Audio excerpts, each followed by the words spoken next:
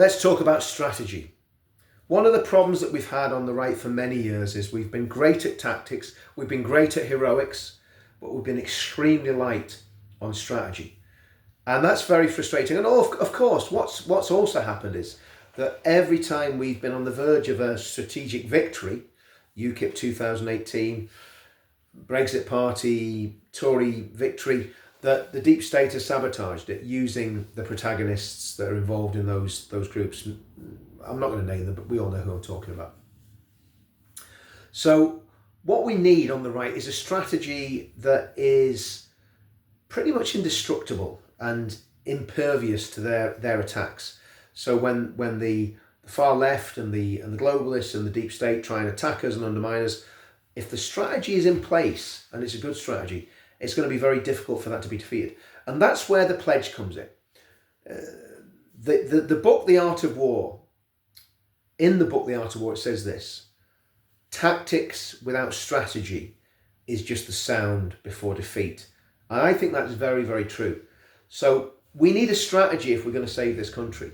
And there's a lot of things going on. There's a lot of moving, and I've said this before, there's a lot of moving parts in this machine. Obviously, we've got the Reform Party, which I think we've got massive problems with.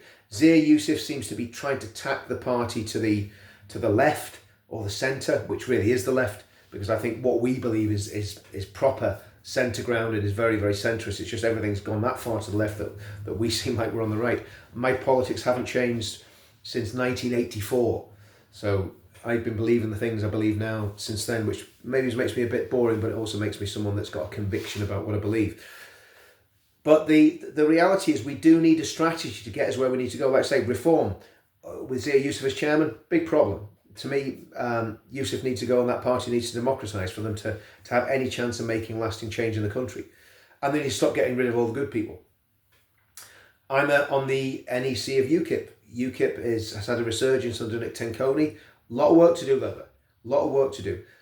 Ben Habib, he's got the Great British Pack, which was his brainchild, I believe, and also there's talk of him starting a political party. We know he's involved with the party called the Integrity Party. And again, I know those guys. They're all good people. Ben's a great guy. The people in the Integrity Party are good people.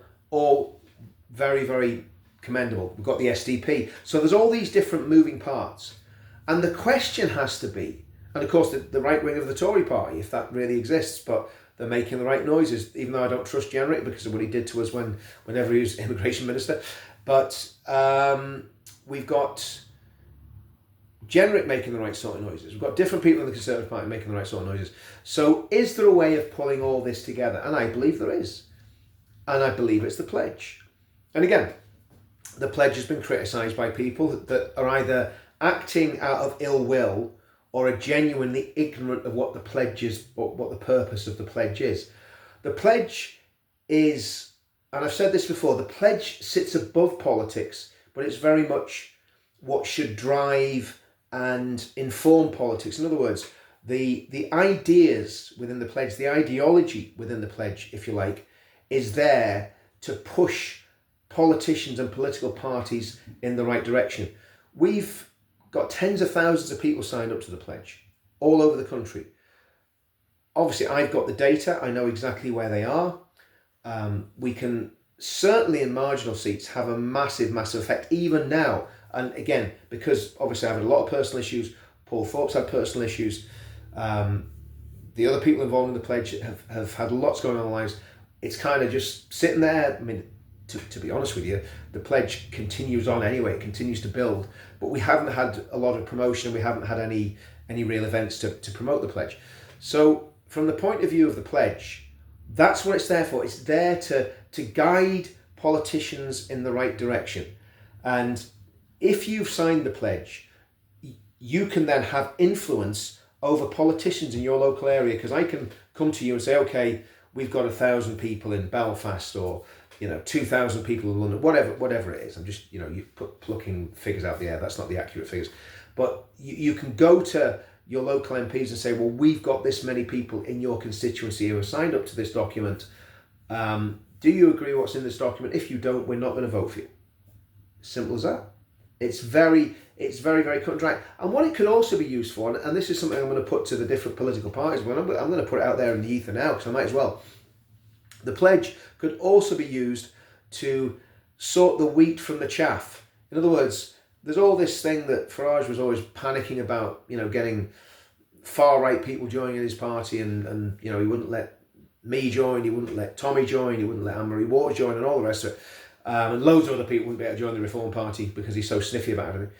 Now, that's a big problem, because it cuts out a massive swathe of the population who are not far-right, who have not done anything wrong, not committed any not committed any criminal offence. They just have a different political ideology to certain people. So to exclude tens of thousands of people from your party seems stupid. The best way to do it would be say, okay, if you want to join this party, there's the pledge, sign the pledge. If you agree with the principles in the pledge, then you pretty much agree with what our party agrees in.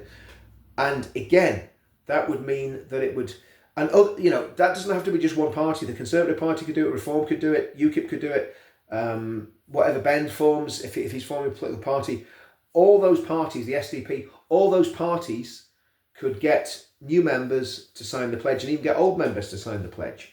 And that would be their commitment that they weren't extremists, they were against anti-Semitism, against racism, all the usual stuff, which is all in the pledge.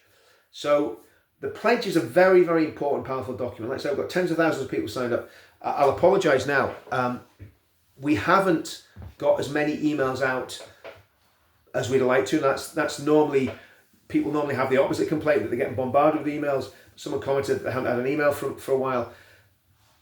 That is going to be rectified very, very soon. We're going to start sending out emails probably on a monthly basis. And it's literally just been workload of all of us. We've all got so much going on. We've got businesses, we've got families, we've got stuff we're doing in the movement, we've got other projects that we're involved in. So we're all being pulled this way and that way.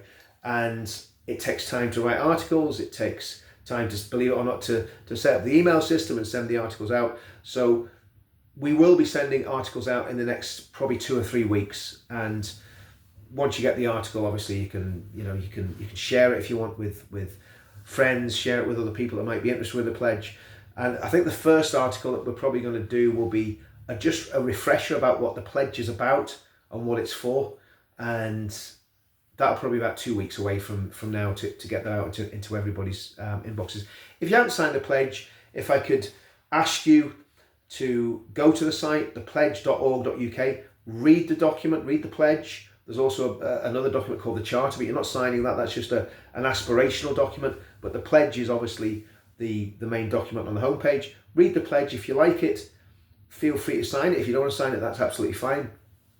But what I do want to say is the pledge could, if we get the pledge to the strength that we need to get it to, and I think we're talking probably about 1 million people signed up. If we can get 1 million people signed up to the pledge, then we're in a position where we can actually influence elections.